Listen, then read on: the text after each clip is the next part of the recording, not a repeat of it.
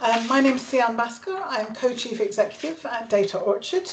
We are a social enterprise that specialises in helping organisations get better with data. My colleague Libby Harkins is here. She's going to give a quick wave. Libby's here for any tech issues if they crop up. I'm very pleased to introduce our speakers today. Those of us who are on camera today are the people who are going to be speaking.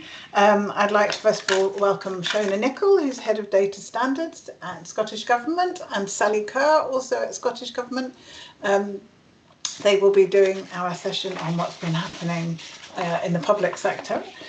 We also have Emma Ansell-Meehan from 10GM. She is a strategic lead for population health, working in Greater Manchester. And we also have Nicholas Connolly, who is Chief Executive and founder of EveryYouth. So those will be our three speakers, and you'll get to hear more about them. And I hope most of today's session will be them speaking. The plan for today is I'm just going to give a little bit of context and background to what we mean about data maturity and this idea of cohort data maturity assessments. We're going to hear from each of the speakers. There will be a Q&A. I imagine many of you will be familiar with the Q&A tool, but up on your toolbar you'll have a Q&A icon. Please click on that and add any questions as we go along. My intention really is to take each of the speakers one after the other and then have a collective kind of panel discussion for Q&A. But obviously, if you want to direct any of your questions at any of those individual speakers, do say so in your question. And do please upvote other people's questions. So we'll probably be taking the questions in order of popularity. So if you have a great idea for a question, do add it in there. So before for any further ado, I'm just going to give a quick presentation to just give a little bit of background and context to today's session. Okay, so we've already done the speaker bit. We've already done the plan for today. I just really wanted to start by saying we've always seen data maturity as this organisational journey towards improvement and increased capability in using data. But actually for us, we've always seen it as a large-scale challenge, this idea of data maturity, and something that requires kind of large-scale, big thinking and intervention to shift forward. And I know data isn't necessarily all that popular with everybody.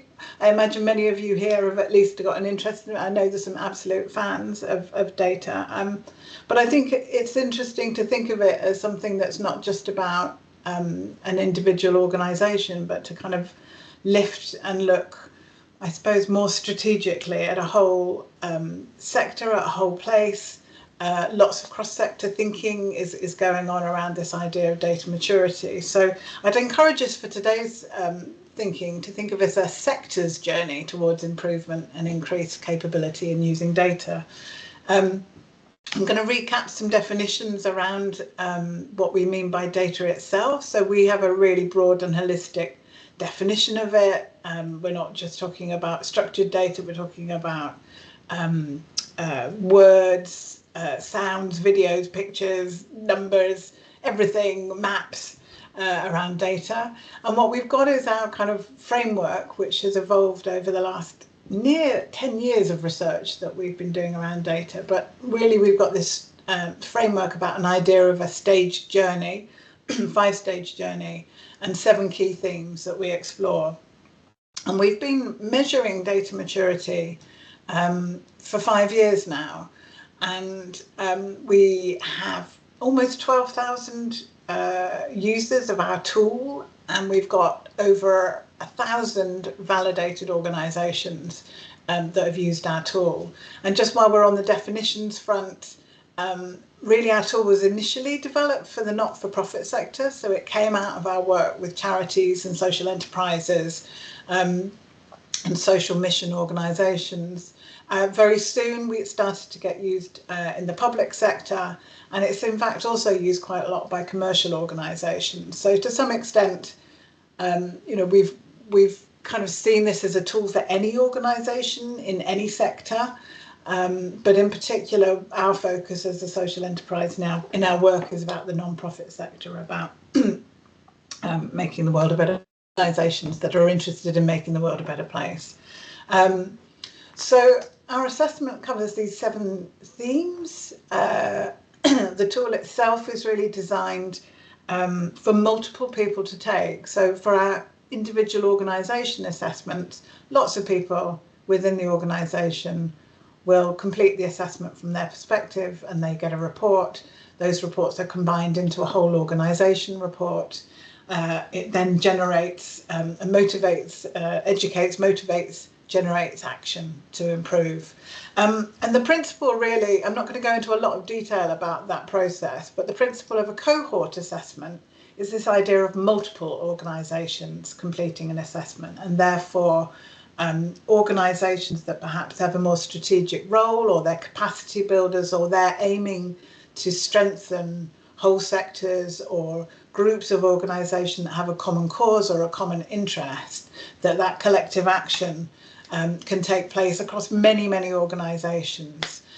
So I'm going to talk a little bit more at the end about the options and tools available to networks, but I feel like it's more useful, and the purpose of today really is to hear about some organisations that have used our cohort tool, and to hear their stories about why they chose to do a data maturity assessment and what it's led on to for them. So I'm going to stop speaking now, and I'm going to hand straight over to Emma Ansell-Meehan from 10GM, who's going to introduce herself and her work.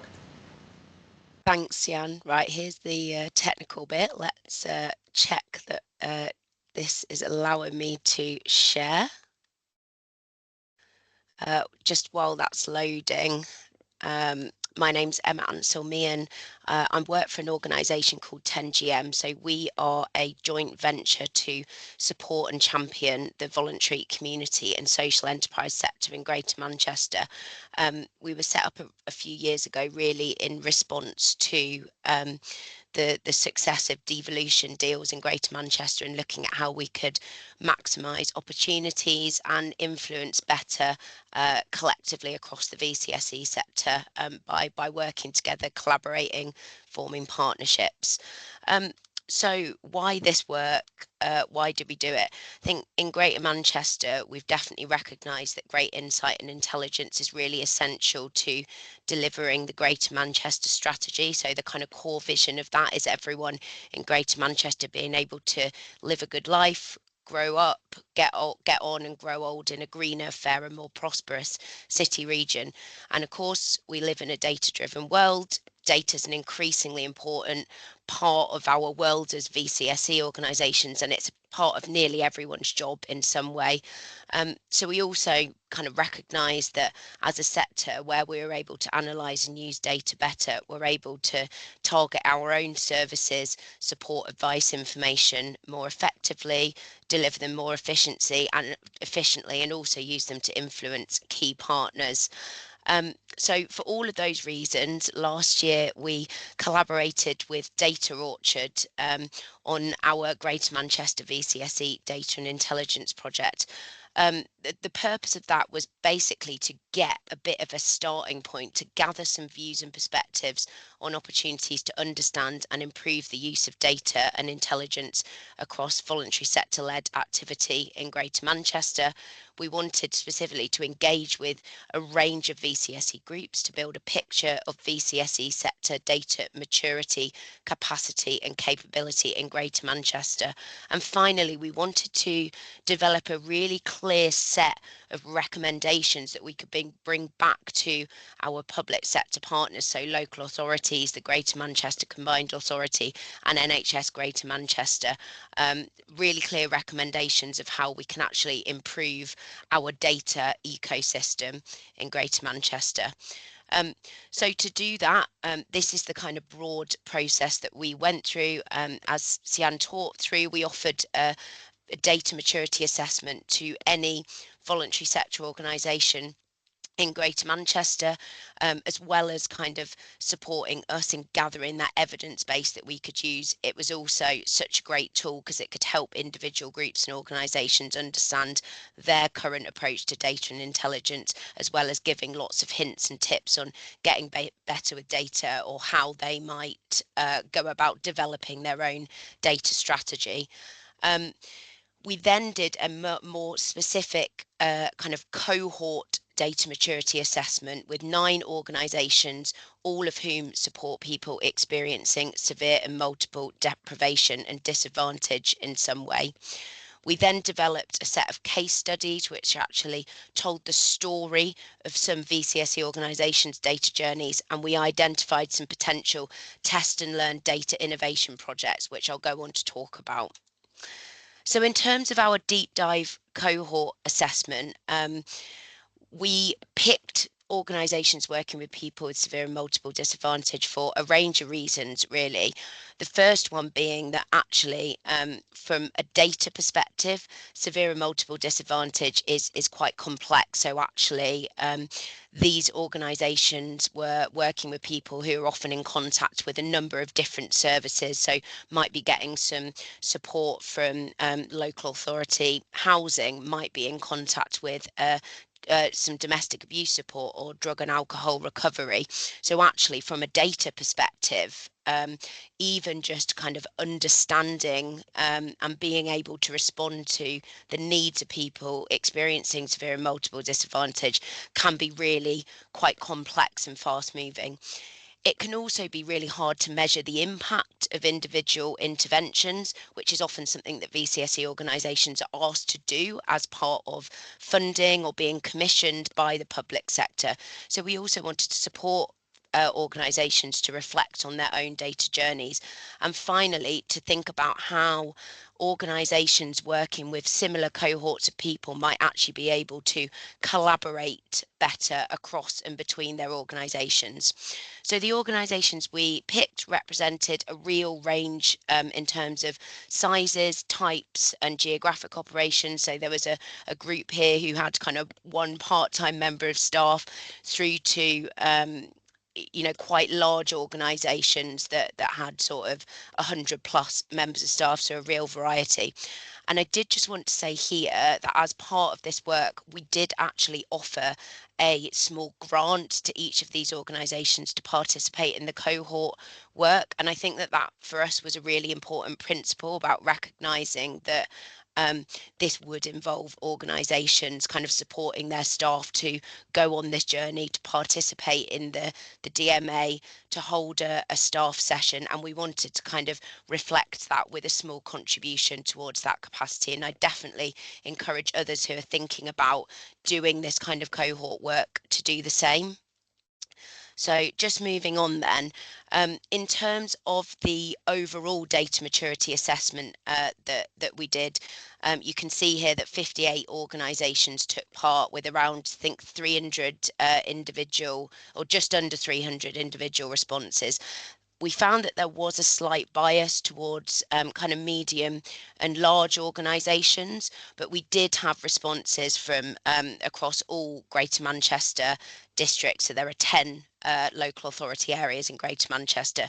But again, we did see some differences in terms of individual kind of group responses between those 10 localities. So as you can see, the average score kind of came out in that kind of learning, developing section, but there's quite a lot of variety that as you can see.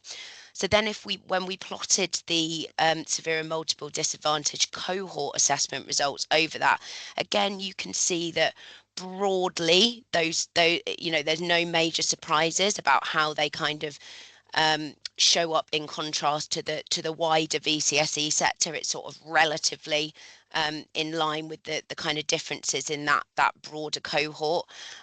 But what we did have here with the deep dive cohort work is more staff from each of the 9 organisations participating. So with the general one, might have had sort of 1 or 2 people from each organisation completing it. Actually, with the deep dive severe and multiple disadvantage work that we did, almost all organisations have between 80 and 100% of their staff engaged. So I'll come on to talk about what comes next. But we do know that some of the organisations who participated in this work have used the results of their data maturity assessment to reflect on their own internal data strategies and plans, and have also used the information from their data maturity assessment to pick up conversations with their funders and commissioners about either the data that they are actually collecting, or sometimes the platforms and tools that they are using. And I think that the results from data maturity assessments can be a really powerful way to talk about things like full cost recovery, because actually we know that those kind of data and intelligence systems and platforms are so often not accounted for and not funded in terms of funding that comes through to voluntary sector organisations. So what we did next, we brought forward a set of recommendations. You can see the 4 areas that we focused on there. And those corresponded with the data maturity assessment results. These are the areas in which Greater Manchester VCSE organisations scored lowest. So we've really been using those recommendations to help kind of take us forward. But the other thing that we did, which I think has been really kind of powerful, was that in partnership with Data Orchard, we identified 10 potential test and learn projects that, if invested in, we felt could make a real kind of difference in terms of testing and understanding data innovation in the sector. So 5 of those were what we call foundational projects, and those are the 2 that you can see on the left hand side. So these are things like better connecting and sharing data knowledge and expertise between organisations.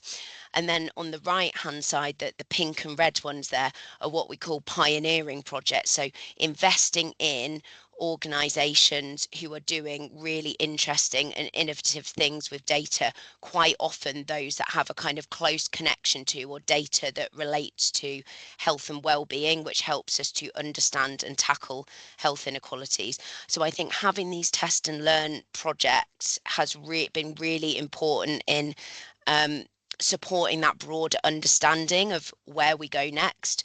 And where we're up to with those is we have been able to progress some of them, and others we're kind of seeking different external funding opportunities for.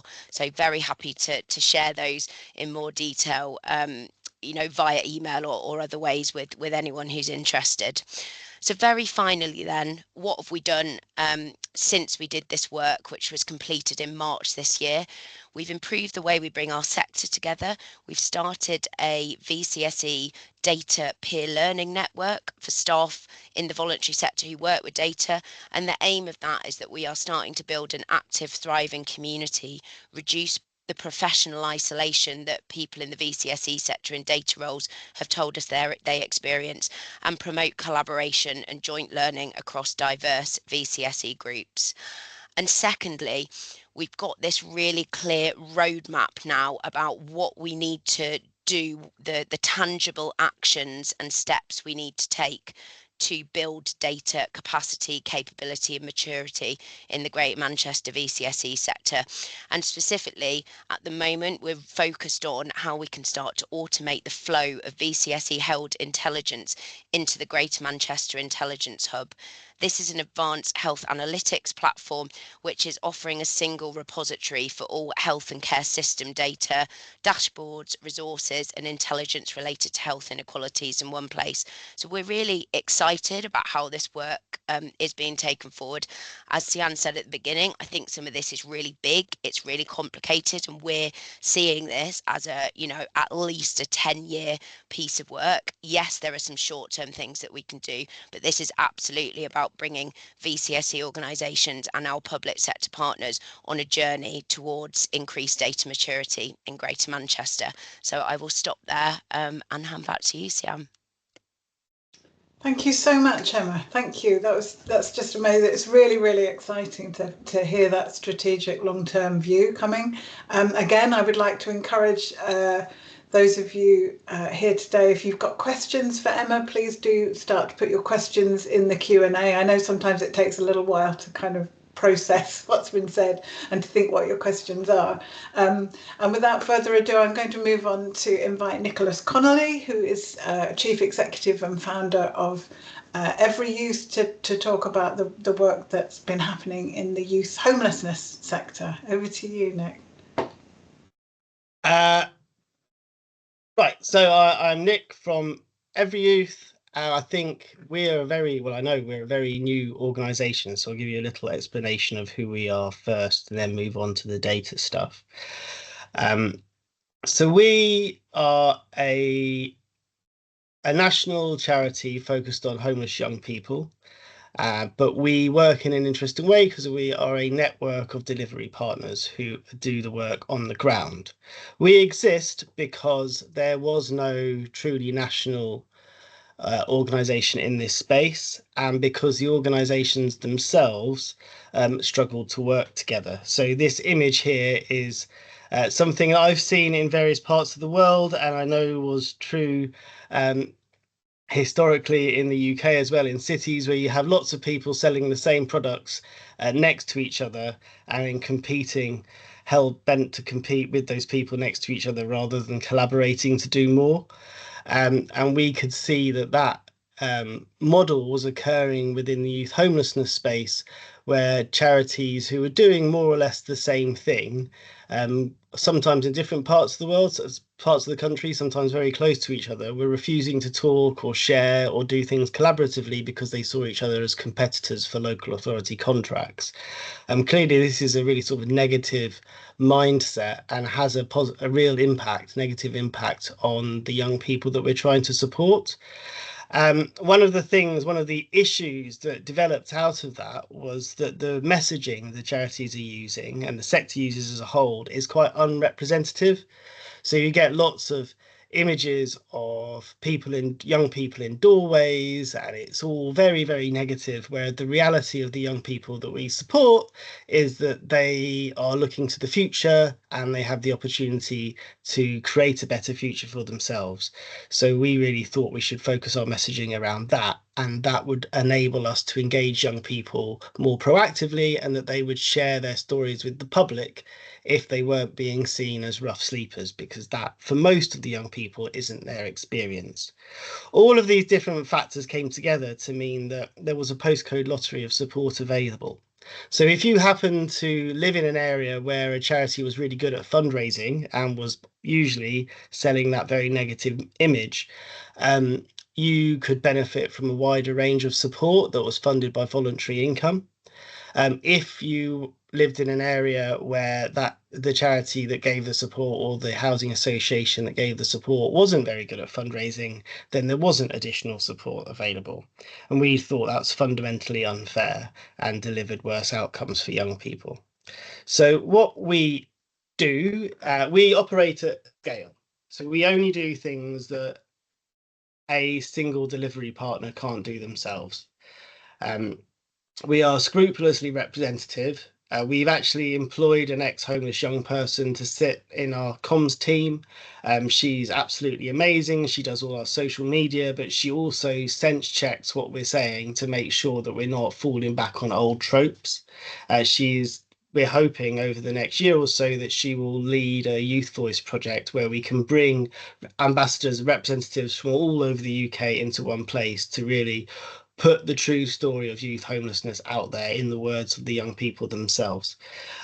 We use that content to help with national fundraising, and when we fund organisations, we insist that they collaborate with each other, share their data, share their experience, and we facilitate that collaboration. We also have a remit to drive efficiencies, and this is partly where the data project came from theoretically, was that we know that all of these organisations are doing a great deal of work, whether that's buying technology or collecting data or whatever it is, they're doing it all individually. So we want to bring at least some of that centrally, because it will be more efficient and it will deliver better results for the young people. Just to give you a sense of the scale we're working at, we only launched as a registered charity last year in February, and this is our reach at the moment. So we're the length and breadth of the country. We're in all the nations. We can reach more than 30,000 young people, and which makes us, I think, by quite a few measures, the biggest. We have biggest operating footprint of any homeless charity, let alone a youth homeless charity in the UK. I mean, obviously, that's a slightly because we don't do the work, we work alongside the delivery partner. That's an odd way of looking at it, but in effect, you can reach more parts of the country by working with us than you can by working with pretty much anyone else. So what we know, what we think, how we come at this, which is quite distinctive from the rest of the sector, is that we don't think housing in and of itself is the solution to youth homelessness. We know that the young people that are coming into homeless or having homeless experiences are doing so because they've had a really hard family life, in most cases, for many, many, many years. Yes, family breakdown is the trigger, but that doesn't just happen out of the blue. So we come at it from that point of view, so that we know the young people in question have had a lot of trauma, they've had lots of problems with their education. We also know that they do not see themselves as homeless because they haven't rough slept, and that's what people think about homelessness. We know that because they're under the age of 27, they have more neuroplasticity, greater neuroplasticity than older people, which means they're more able to learn new skills and habits. And that tells us that if we invest in these young people when they're in our services, we really can turn their lives around. But that isn't the message that's being sent to the world, and that is not how services are currently structured. And that's why data is important, because we need to prove what the reality is. So what our questions are pretty basic ones. We want to show what works. In order to show what works, we need to know who is being supported, how they are being supported. We need to agree what a successful outcome is, or outcomes are, and we need to know what outcomes are being achieved. And the fact is that even on an individual organizational level, many of well, in fact, I would argue that all of the leading organizations in this space can't actually answer those questions today. And if we can't answer those questions right now, how can we possibly improve the service that's offered to these most vulnerable young people? And that is core to what we're doing. So this is why data is really important. This is why we're putting people together. So what did we actually do? Well, we had a small sample of our members, just under half of them. We handpicked those organisations. We had a wish list that started with the ones we want most and the ones we want least. Basically, everybody said yes to being involved. We chose the one from each nation. We wanted a mix of sizes, and we wanted a mix of perceived sophistication. So by that, we mean lots of the organisations said that they thought they were rubbish at data. Others said they thought they were brilliant at data, but we wanted to really get under the skin of that and think, well, is there really that much difference if you're all delivering the same, answering similar data questions to your primary funders, which are local authorities? In reality, although we had to turn people down, turn organisations down,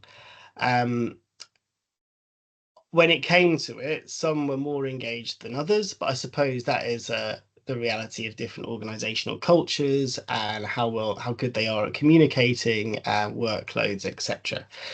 But that was the reality. What the data maturity assessment did was to provide us with an independent view of where we are as a sector. And what it showed is that each organization across the board, everybody had a functional relationship with data. They did data to get funding. In most cases, that was about funding from local authorities, and to get that funding, you don't need to be able to answer the questions that I raised earlier on. There was a general sense that data is being done to them. They didn't feel that they had any control over what they were doing. They felt that they had to just respond to various funders' requests for data rather than them outlining what the most important data is and what should be shared and what questions funders should be asking them. There was a real sense, they came into the room, virtual room, obviously, thinking that what they did in their region, especially in the different nations, was fundamentally different because their regional ecosystems are different. But in practice, the similarities overwhelmed the differences. Yeah, there's some technical things, but I mean, they're two ways round a square in most cases. But they were all facing the same problems. They all wanted to answer the same questions that we'd posed. They were all having the same huge shared frustration at missed opportunities. In all cases, it gave the data staff, who actually shared the loneliness of the previous presentation, but also they just felt that because they weren't taking control of the data, they were missing tons of opportunities, both to support young people better, both to understand the work they were doing better, and also additionally to be better at communicating with the general public and raising money.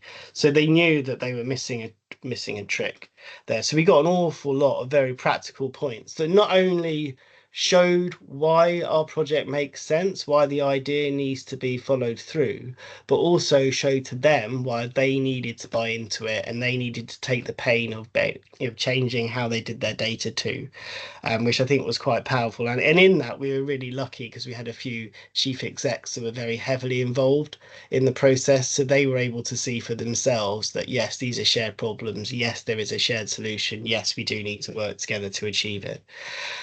What we're doing now, I think we're settling our vision that is for the project that is going to be a little bit like a very small but powerful UK biobank type model, but for youth homelessness.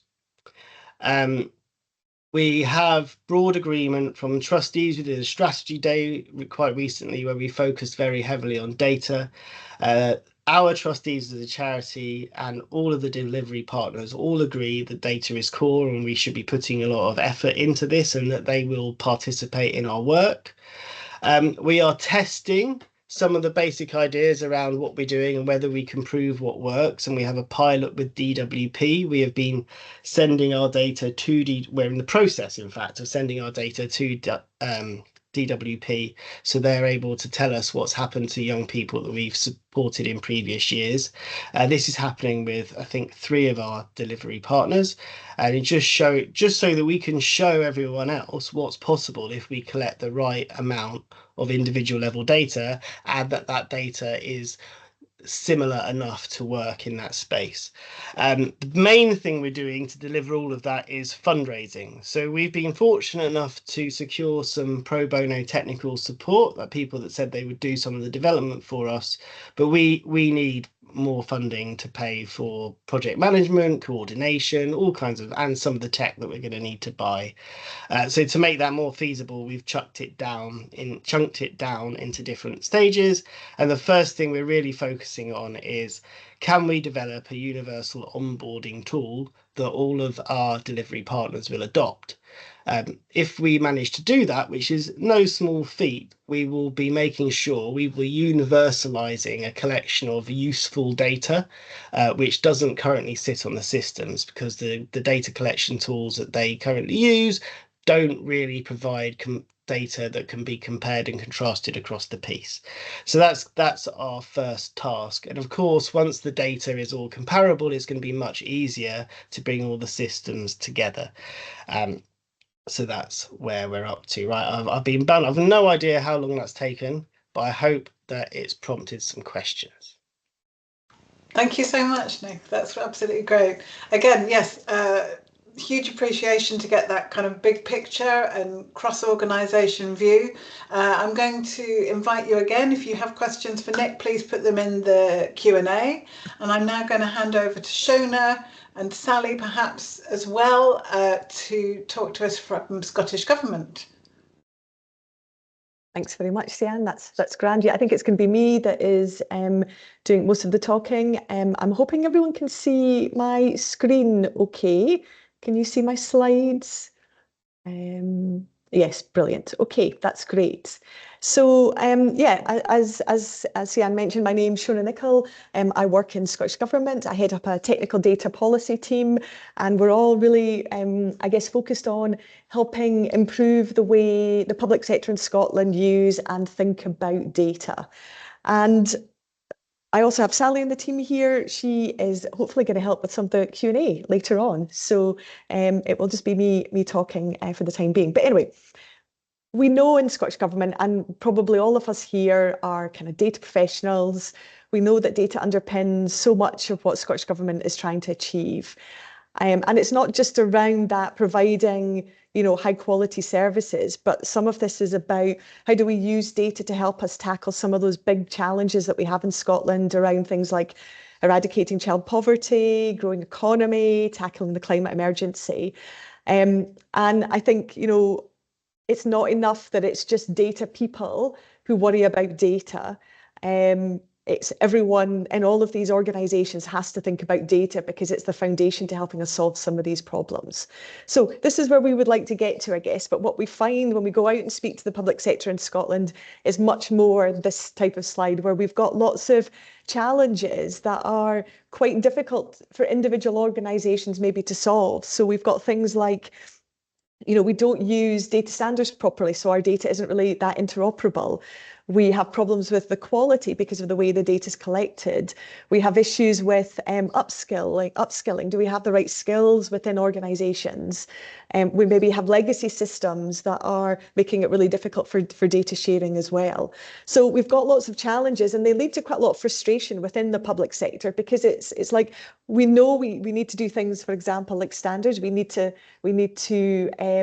make sure people are using standards, but it's really difficult to persuade maybe others in organisations that these kind of things are really important.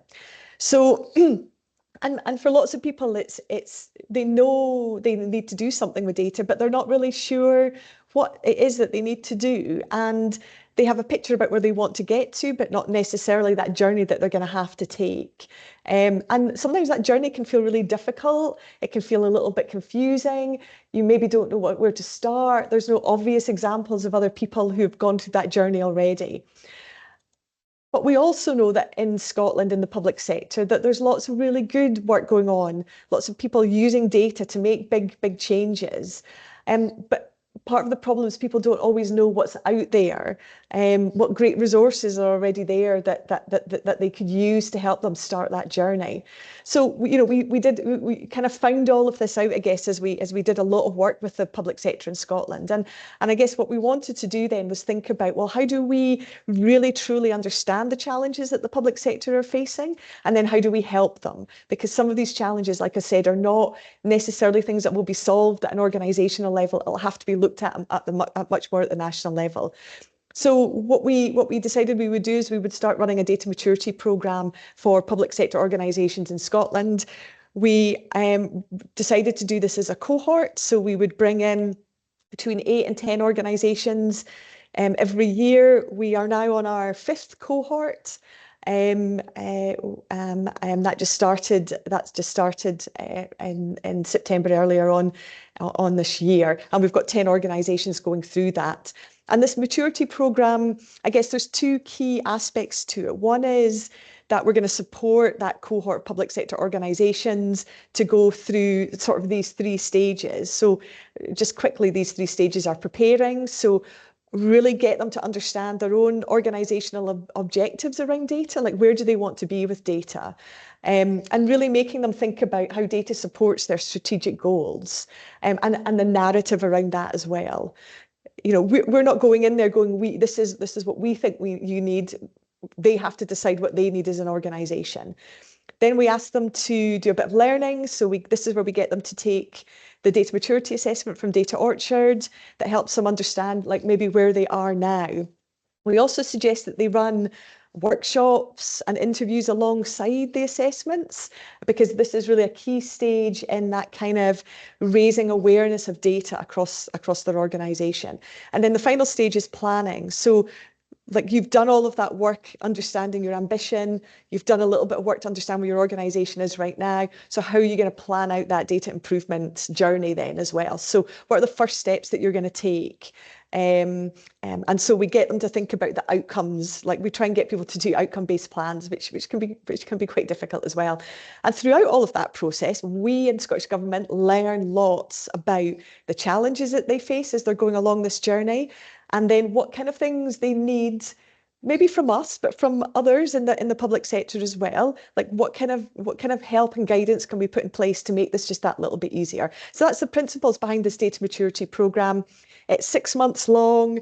It gives people dedicated time for data improvements, and we give them access to a whole range of other training and support as well. So we do things like data governance training, and we train them a little bit about outcomes and that kind of thing as well. It's all free of charge. We take the hit for this, so there's no cost involved. They just have to have the time, staff resources to do this. And we don't necessarily expect everyone to complete those 3 stages in 6 months. Believe it or not, that isn't an awful lot of time. But what we do want them to do is to do that exploration, do that testing, sharing the knowledge, because we find that different organisations, and I'll maybe come on to this in a minute, different organisations in the cohort will be at different places in their maturity journey. So this is just very quickly, we've done 45 organisations, all different sizes, all different maturity levels. Could probably write massive papers about those differences. But we're learning so much about, how, like, what are some of the challenges in the public sector in Scotland. And then I guess what we also do is we reflect back after each cohort about the types of things that we think people learn. So for individuals, you can read the slide here, but a lot of the thing is about gaining confidence. So we give people that confidence to act. It gives them space to really think about, like, what is it that what they're trying to do with data? How does their organisation value it? And giving them just space to test out different ideas.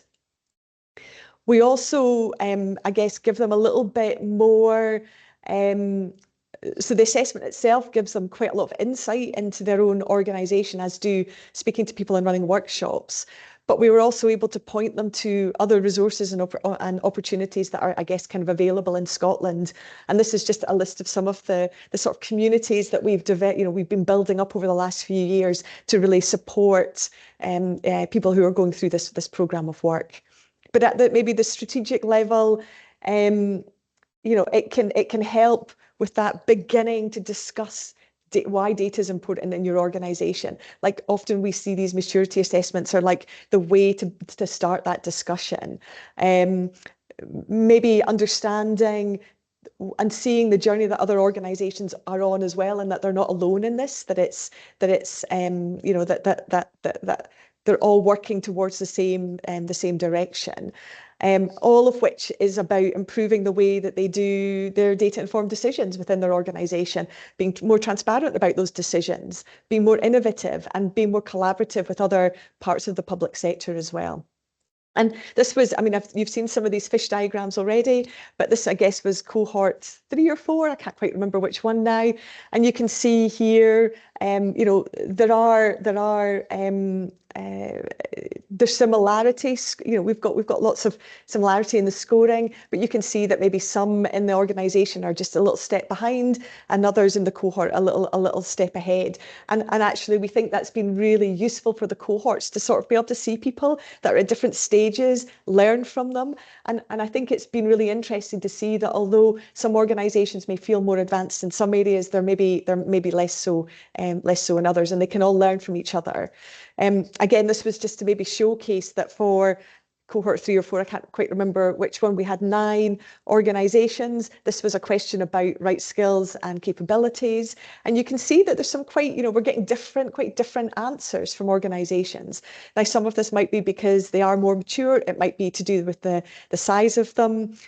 Within the Scottish public sector, we have, some of the biggest local authorities, with 30,000 people in them. We have some really small bodies that maybe only have 100 or so as well. So you're getting lots of variety in size as well as maturity, and you're going to see slightly different results. But at the same time, what we do see is a lot of commonalities about like the next steps that people take. So challenges are quite similar. Maybe the way that you solve those challenges is going to be slightly different depending on perhaps the size of the organisation, the way that data is embedded in that organisation as well. So what we see people moving on to next, there's the strategy, that development of the plan. We see people starting to think about data governance. We see them starting to think about data discovery, cataloguing the assets that they have, thinking about standards, the way that they might form a coherent team within their organisation